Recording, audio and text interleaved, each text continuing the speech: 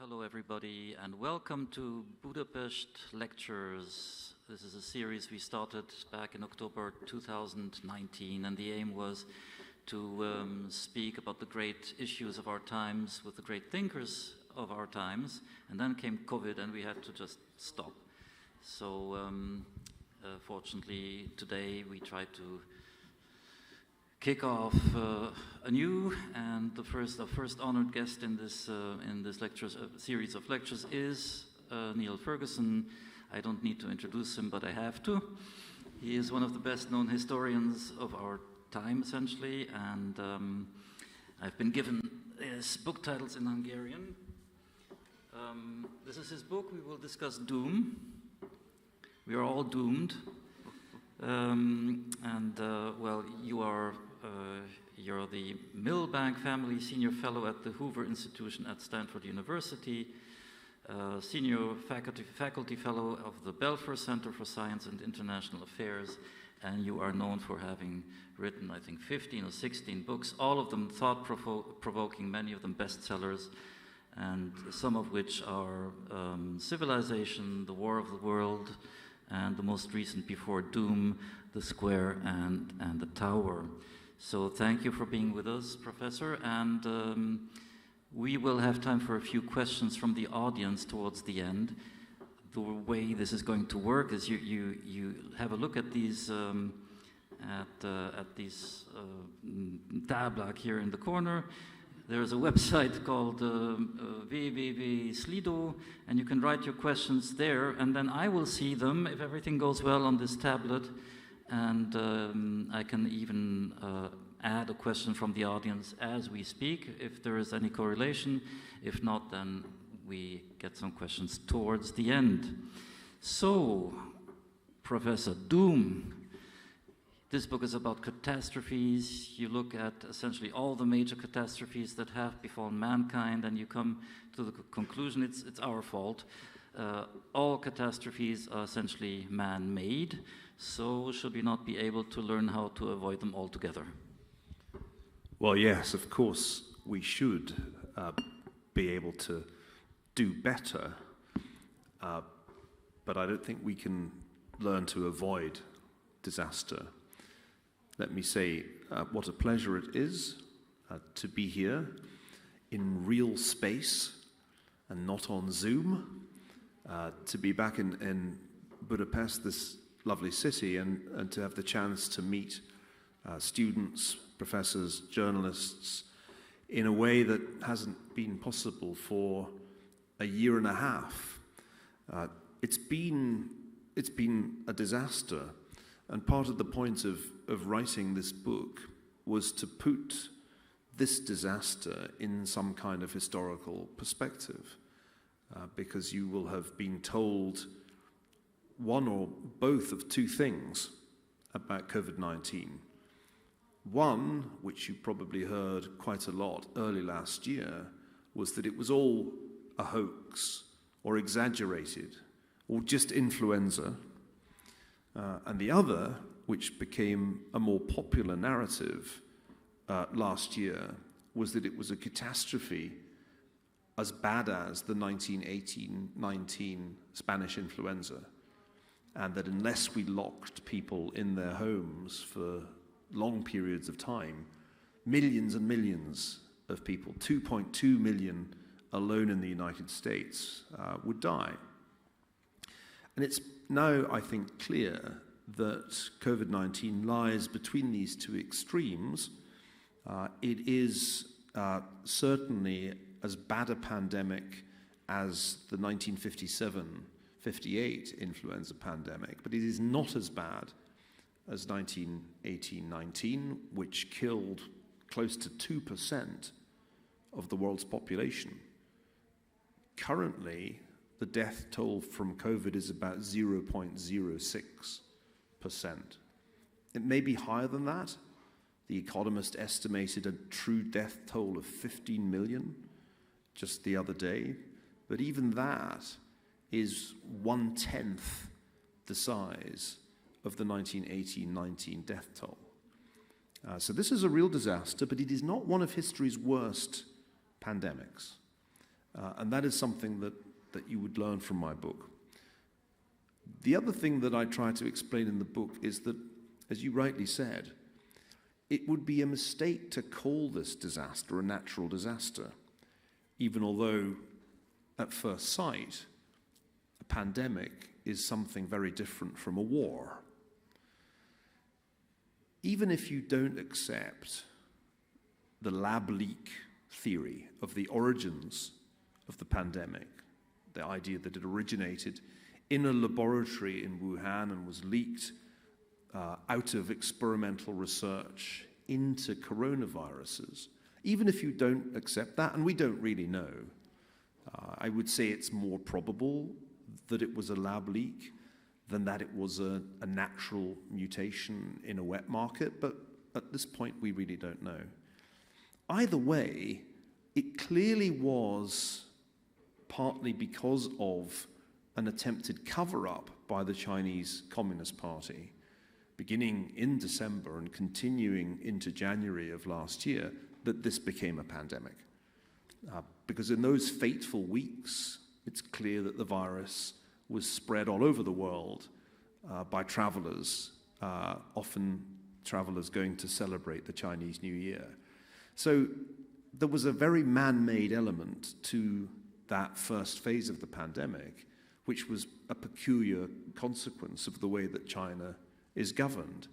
The analogy that I draw in the book is with Chernobyl, which some of you will remember, when the Soviet nuclear reactor blew up. The initial reaction of the Soviet authorities was to try to cover up what had happened, and they only acknowledged it once it was spotted that radiation was spreading across Europe in a great plume. But this was a much worse disaster than Chernobyl, which actually killed surprisingly few people when you dig into the data. And by comparison, COVID-19 has been a truly large-scale disaster. In the book, I make the argument that we cannot predict the timing of disasters. We can only know, as we knew for years, that a pandemic was highly likely at some point. We were vulnerable because of the incredible volume of international travel to the very rapid spread of any new pathogen. And those who studied epidemiology knew that a coronavirus less deadly than SARS, but contagious, would be a major problem for public health all over the world. So we can't predict these things. We can't say exactly when the next major war will be, or even when the next big earthquake in California will be, where I live. And there's no way of knowing that. There'll never be a time when we can predict with precision the next pandemic, the next war, the next earthquake. All we can do with our scientific knowledge is cope better when these things happen. And the book argues that we did not cope well last year, nor have we coped well recently with a variety of different disasters. And this is surprising because, on paper, the United States was the best prepared country for a pandemic in the world. So one of the things I try to explain is why, despite having a 36-page pandemic preparedness plan, the United States was unable to avoid the premature death of 700,000 of its citizens. That's not immediately easy to explain. Why did the plan fail? It's a little bit like the question, why did all the regulations of banks in 2007 fail to prevent the global financial crisis? Or why did all the intelligence agencies of the United States fail to prevent the 9/11 terrorist attacks of 20 years ago? There seems to be some problem at work here where large government agencies fail to do the job that they're designed to do. And so Doom offers some thoughts on why exactly that is. To put it simply, why, given our extraordinary level of scientific knowledge, greater than any previous generations, we still seem to be doing quite badly when the old disasters strike, the familiar old disaster of a plague. So this is what you do. You look at history and then you apply it to our present times, and the result is often enough a powerful intellectual tool which can help politicians make better decisions if, obviously, they read your books. Now, you wrote that book a year ago, I think, and 12 months have passed since then. Is there anything you would add if the book came out today? There always is. A number of reviewers said, "Oh, why did Ferguson not wait until the pandemic was over? What a rash person to rush it into print instead of waiting for it to be over." And my response to that was, well, when will it be over? Please tell me. Because I'm 57, and if COVID behaves anything like influenza, we will still be dealing with this disease for at least another century and beyond. So I don't think I'm available when it's over. I'll be long dead. The other reason for writing the book before it was over is that you have to learn from some of the recent mistakes we've made now, before the next disaster. Because there's clearly something that went very wrong last year, and it went wrong in most democracies. Not all, but most. And I don't think we can afford to wait until some appropriate future moment to learn these lessons. That's why applied history really matters. We've got to learn from these lessons because there will be another disaster. And if the 36-page pandemic preparedness plan is any guide, the 36-page cyber warfare preparedness plan will probably be about as useful. So I think there's an urgent need to examine what happened. And what I've done in the book is to use the history of disaster going all the way back to the time of Thucydides to try to figure out why we did not do better, given that our scientific knowledge is so vastly greater than it was in the time of Thucydides. It felt a lot last year as if we were struggling with a plague in just the way the ancient Greeks, the Romans, medieval Europeans struggled with their plagues. And I wanted to try and show that at some level, despite our scientific knowledge, we're not that far on. We aren't that much better off than those people hundreds and even thousands of years ago.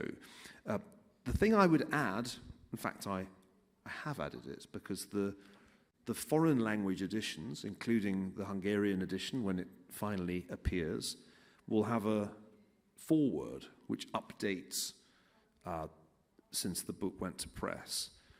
Of course, it doesn't update it to today. Books don't really have that feature. They're not newspapers. But I updated the new editions until about, I guess it was June, and talked therefore about the new variant or variants that we have encountered since I finished the original book, and asked the question, why is it that the countries that did badly at preventing the spread of the virus did quite well at developing and distributing vaccines, and the countries that did quite well at repressing the spread of the virus did quite badly at developing and distributing vaccines? And my conclusion is that there are no gold medals in the COVID Olympics. Nobody did perfectly. Taiwan and South Korea did well last year, less well this year. The United States and the UK did badly last year, better this year. By the way, if you write a book about disasters, there's always a disaster when you talk about it. And I've begun to realize that this book is in some way cursed, because almost every time I talk about it, either somebody begins hammering, or the microphones stop working, or my train is delayed and I don't even show up. So the lesson is that if you write a book called Doom, you are kind of doomed. I think I smell smoke and fire from the back room. Anyway, you delve into the possible geopolitical, economic, global consequences of the pandemic, and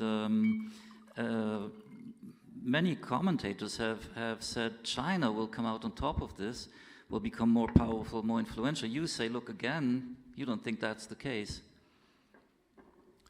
Yeah, I think it's very tempting, or it was last year, to say, well, the United States has screwed this up, but China has done a great job, and therefore China wins.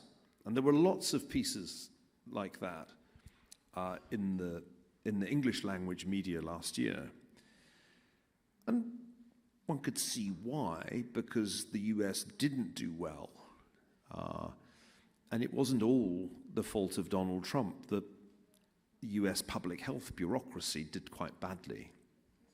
Whereas China, although it started the pandemic, appeared to use very ruthless measures to bring it under control. And it is certainly true that in no other province except Hubei was there exponential growth of infections in 2020.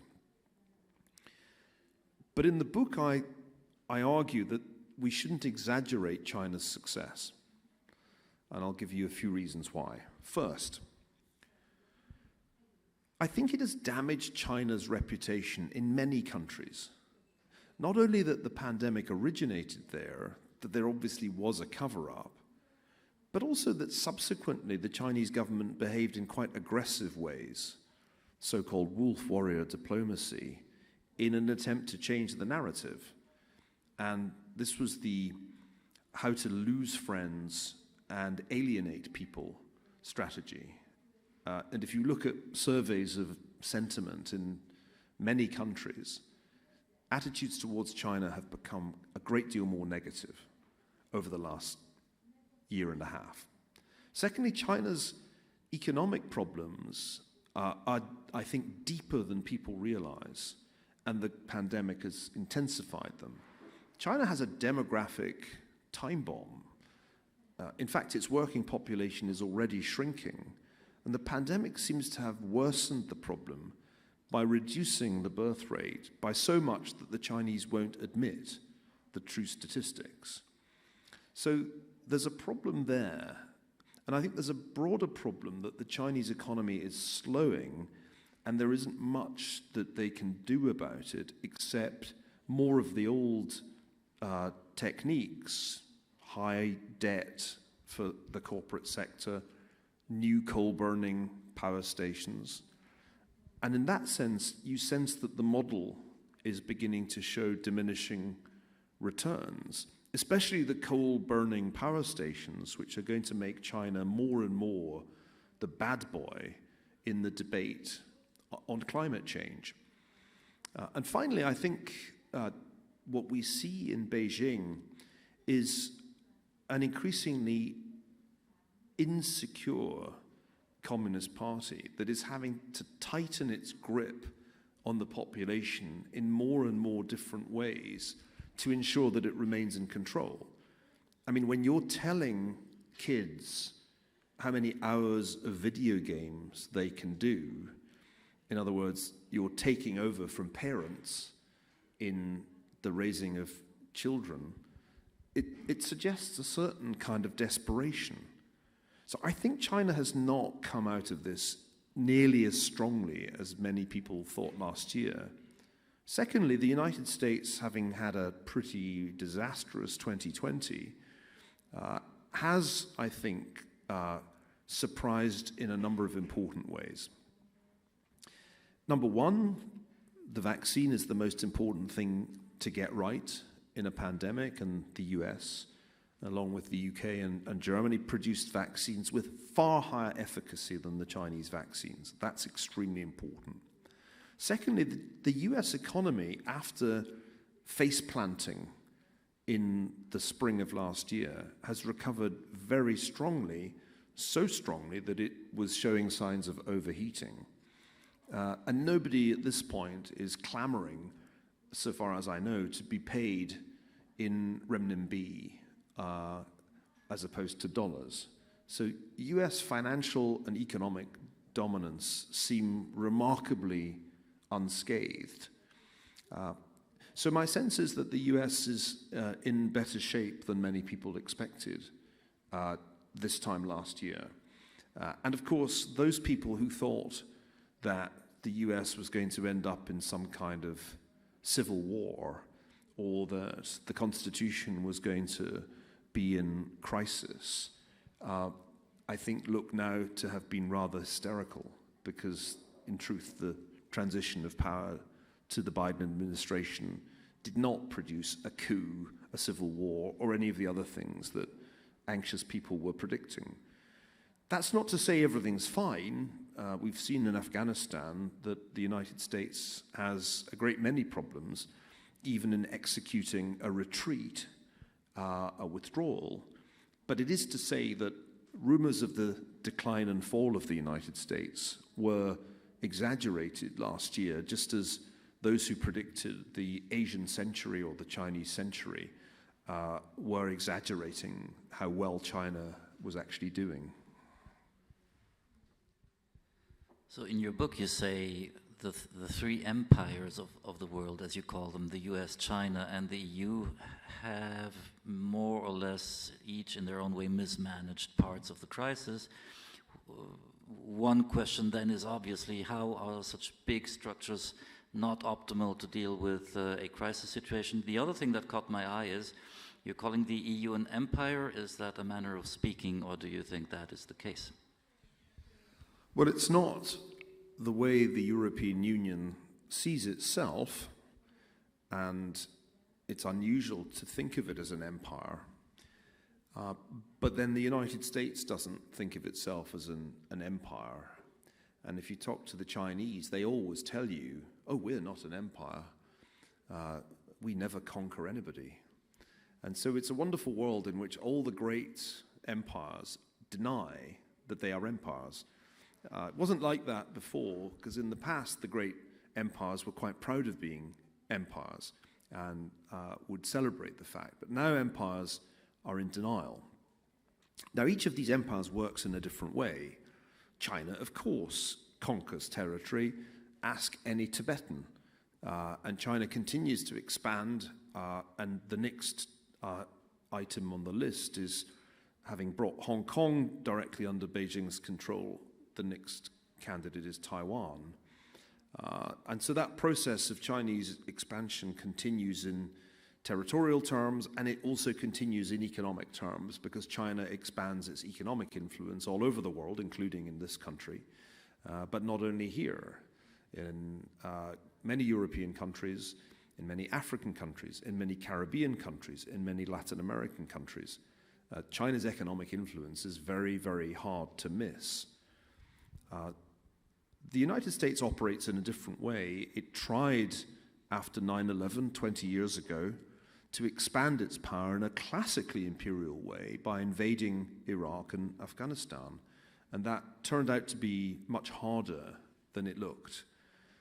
And so the US has essentially realized that turning Afghanistan into Denmark, or even just into a stable version of Afghanistan, was far harder than expected, and is in the process of withdrawing from its formal territorial interventions. But that doesn't mean the US empire is going into liquidation.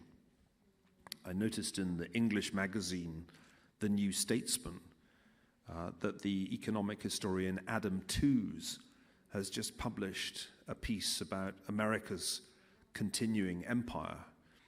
I've been writing about this for about 20 years, and I can agree with Adam that the US is not going away as a global power just because it gave up on Afghanistan.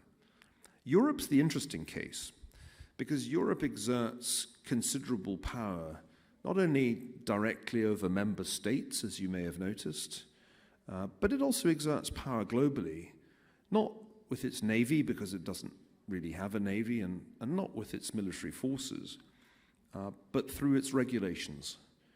Europe is big enough that its regulations, for example, of technology, become global standards with amazing speed.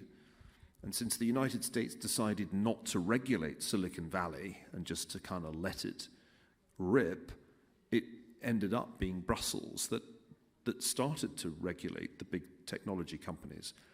So these are different forms of superpower, or empire if you prefer. Each one has different strengths, but they all prove to have weaknesses in the face of a new coronavirus. And that, for me as a historian, wasn't too surprising, because plagues are a problem if you're a really big unit. It's really very difficult to have any effective containment of a spreading virus, unless, like China, you really can lock people in their homes and, if necessary, weld the doors shut, not something that European or American governments could do. So in the crisis of the pandemic, there was a certain advantage to being small. And I don't just mean Iceland small, I mean Taiwan small or South Korea small. The countries that did well last year were clearly countries that were not vastly large, but there were also countries that knew or understood how to use technology in ways that really accelerated their response. So while we were sitting around debating whether or not it was just the influenza, the Taiwanese were ramping up testing, the South Koreans were doing contact tracing, and those countries, which are democracies, and very good democracies, didn't have to do lockdowns. So they contained the virus, suffered no excess mortality, and didn't have to do lockdowns, which shows that a democracy could cope with COVID very much more successfully than all the Western democracies, which in their different ways failed to do that and ended up, at least for a time, with very, very disruptive lockdowns, which were a last resort. I mean, that was what you did when you'd failed to do the smart things. Just one more thought about the European Union, and your whole book is about how can we prepare for catastrophes, how can we improve our response, and well, in terms of worst case scenarios, what do you have in mind for the European Union as a worst case scenario? We speak a lot here in Europe of it possibly disintegrating one day. Another leitmotif is it will become oppressive, repressive, a dictatorship of sorts. Your thoughts? If you think back 10 years ago, the financial crisis was really coming to Europe. It had been a little slow, it had taken a while, but by 2011, it was obvious that Europe had a problem. And it was quite like the American problem in that major banks were in deep trouble, but it could not be solved the way it was solved in America, with concerted action, fiscal and monetary action, because of the way that Europe is designed. Because it has a unitary monetary policy, but no unitary fiscal policy.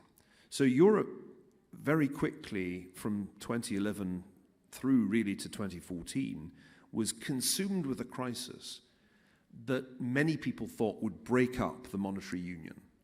And by breaking up the monetary union would potentially break up Europe itself. 10 years ago, I said, there will not be Grexit. Greece will not exit, and nor will any of the peripheral states.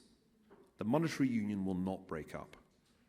But Britain will ultimately leave the European Union. Grexit, no. Brexit, yes. And that turned out to be a good prediction. The monetary union survived. Greece, in the end, got bailed out. And in a subsequent and surprising development for most people, Britain voted to leave the European Union altogether. So it's hard to predict Europe's future, but I've done a reasonable job of it over the last 10 years.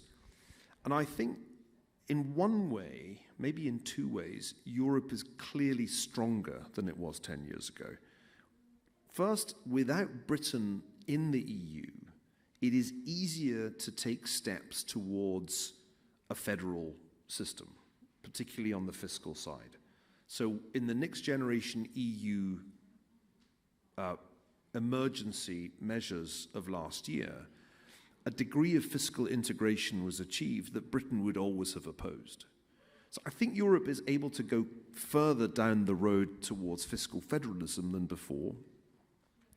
And I think that the second point is that compared with 10 years ago, European leaders have realized that they cannot base their security, their future defense on the United States, which is why we hear from President Emmanuel Macron the call for strategic autonomy. Now, my view is that it will be very difficult to turn Europe into a true federal system. The next generation EU is not...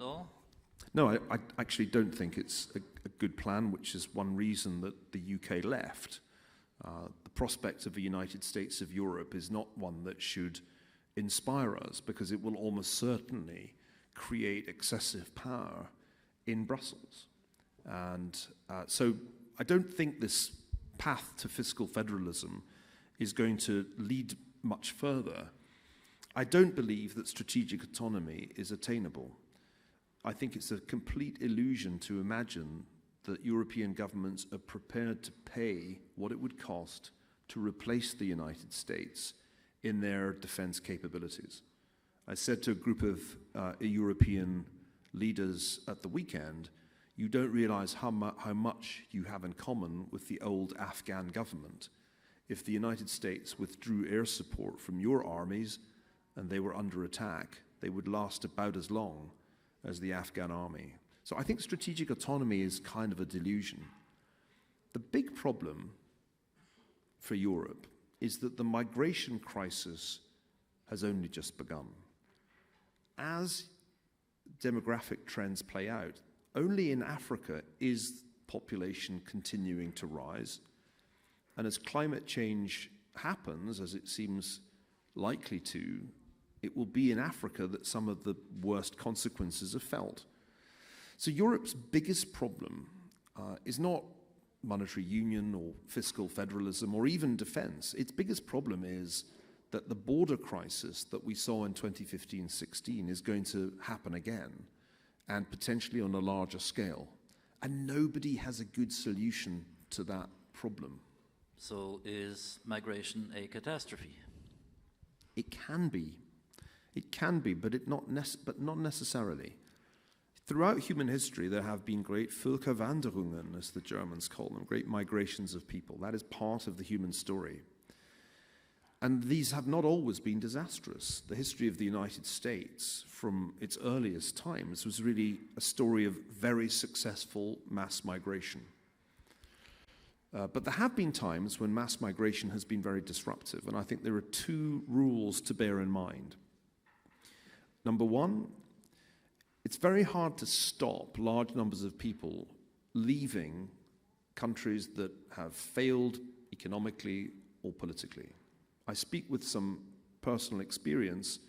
My wife, Ayaan Hirsi Ali, was once a refugee from Somalia who got herself to the Netherlands.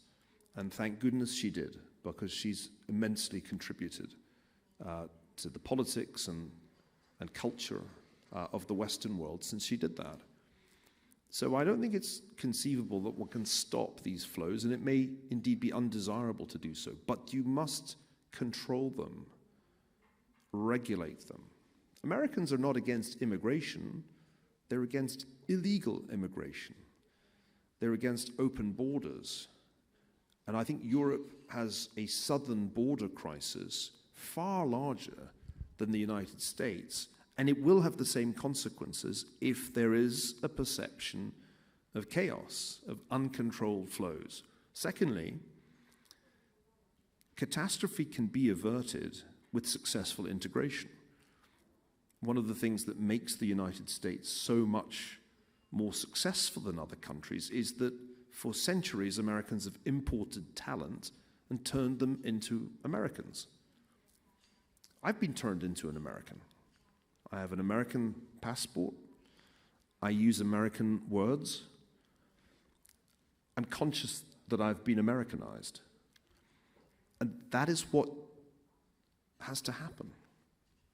Immigrants have to become, to some extent, assimilated into the country they've moved to.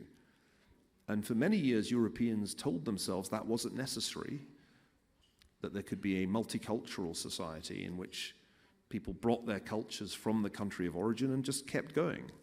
And we know that doesn't work. We know that doesn't work. My wife is one of those people who has pointed out why it doesn't work. So no, I don't think it needs to be catastrophic, but we do need to understand the historical lessons that distinguish successful from unsuccessful migration. One scary scenario that you depict in your book is that the COVID crisis can lead to a Chinese invasion of Taiwan. Doesn't sound logical at the first moment, but then again, it may be. We are, as a species, plagued by historical amnesia. We forget quite quickly what a big war looks like because we get used to small wars. And people talk about America's longest war in Afghanistan, but for the last few years there have hardly been any Americans there. To call it a war is kind of an insult to real wars.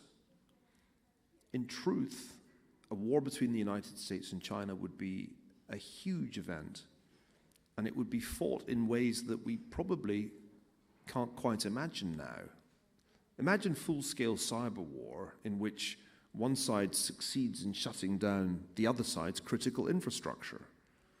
That would be a new kind of war, immensely disruptive domestically to the side that was attacked. A war over Taiwan would not be a war fought by special forces, or at least they would play a smaller part than air forces aiming to destroy missile launching sites. Jim Stavridis just published a novel about this, imagining what this war would be like. And in his scenario, it escalates to a nuclear exchange in which Chinese and American cities are destroyed by nuclear strikes.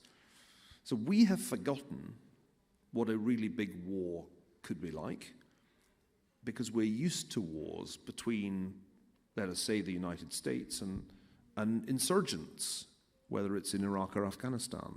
A war between two superpowers is a whole different deal. And we should worry about this more because historically, after pandemics, wars are the main reason for large numbers of premature deaths. The US and China have been in a state of Cold War, I believe, for at least 3 years and maybe for longer.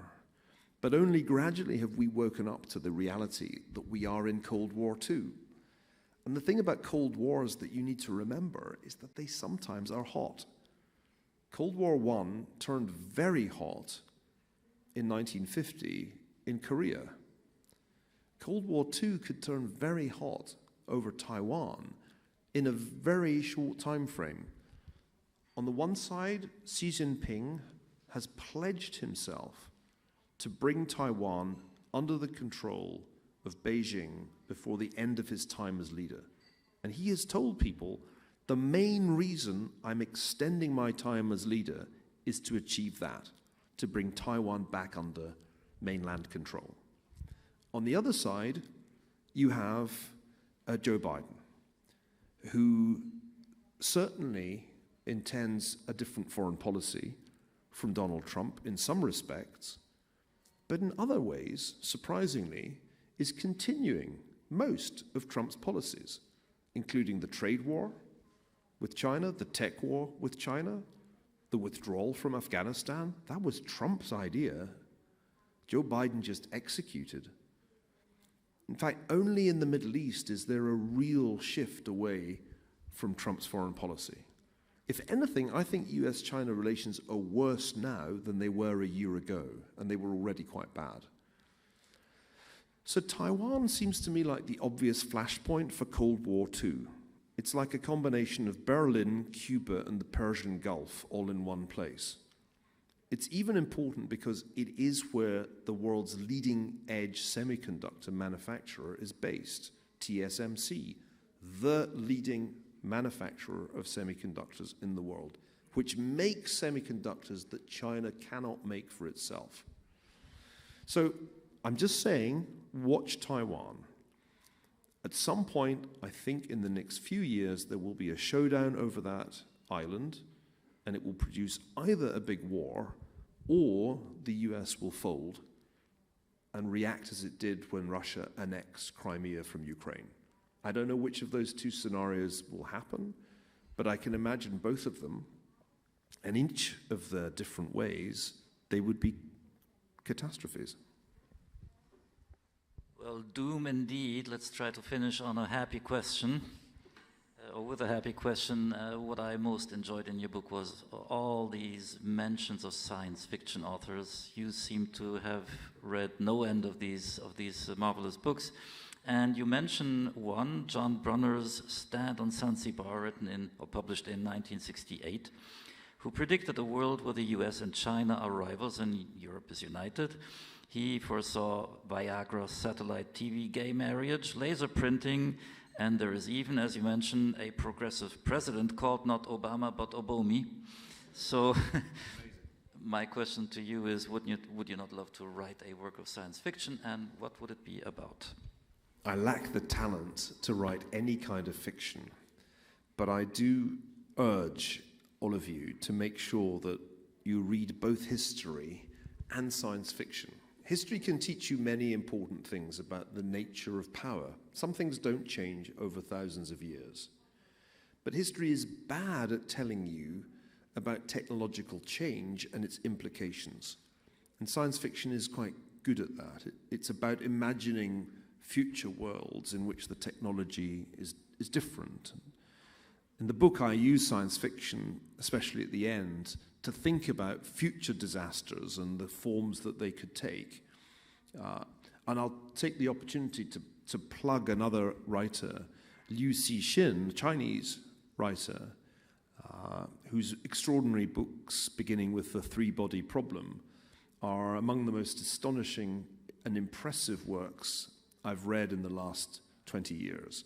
And to understand modern China, it really helps to read those amazing books, beginning with The Three-Body Problem. If I were to write a work of science fiction, in my book, a strange virus would begin to spread, and it would begin to spread in the United States. And this virus would be even more contagious than COVID-19. It would be called WOKED-19. And the effects of this virus would be to cause people in a free society to behave as if they lived in a totalitarian regime. Once infected with the virus, they would begin to denounce one another, to inform on one another. People would be disappeared or cancelled as a result of this virus. And in that science fiction dystopia, a totalitarian society would evolve not from the top down because of Big Brother, but from the bottom up because of a virus that spread on university campuses. Actually, now that I think about it, I don't need to write that book because it's already happening. It makes it a lot easier for me to choose from the many questions we have here, and I'm afraid we can take only one. And that will be a question from Rodrigo Ballester. He is the head of our European workshop, EU workshop at Mathias Corvinus Collegium. And he asks, The Western world suffers from a plague of political correctness that erodes social cohesion. China doesn't. Does that give them a comparative advantage? The short answer to that question must be yes. The great advantage that the Western countries had in Cold War I was that there was a fairly clear understanding in the United States and in Western Europe what exactly the West stood for. In fact, you could use the phrase Western civilization without getting cancelled, whereas these days it's considered a microaggression on some campuses. So there's no question that entering a Cold War in a completely different state of mind, believing, as many people do on the woke left, that in fact the United States is a terrible place whose history has been dominated by systemic racism, gives you a distinct weakness. That's not to say that China's system is extraordinarily strong. I think the decline of free speech on Chinese campuses will also be a source of weakness. You can't be an innovative society. You just can't if there's no intellectual freedom in your universities. And so I think China, as it clamps down, bans Western thought, makes people study Xi Jinping thought, is also weakening itself, which is one reason that I don't think Cold War II is some kind of inevitable defeat for the West. I think there is still a reasonable chance that we prevail over China. But yes, we will struggle to prevail if woke at 19 continues to spread through our society. Thank you, Professor Ferguson. We're on a very tight schedule, especially you, so I'm afraid we will have to leave it there. Thank you for your insights, and thank you to the public for the one good question that we were able to take. I feel bad that we didn't answer more of your questions, but it is true that the schedule is very tight. And to those of you who posed questions that we didn't get to answer, I apologize sincerely, but thank you very much indeed for participating in this discussion. Thank you.